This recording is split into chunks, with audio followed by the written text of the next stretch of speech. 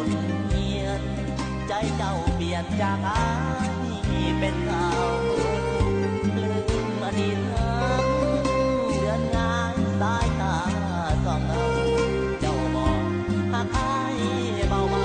วันนี้ลืมเขาสันบ่น้องข่าวแววมาว่าการด่าเจ้าเป็นเมียน้อยบ้านยาสะพอนเป็นเมียน้อยให้เขาแหบหา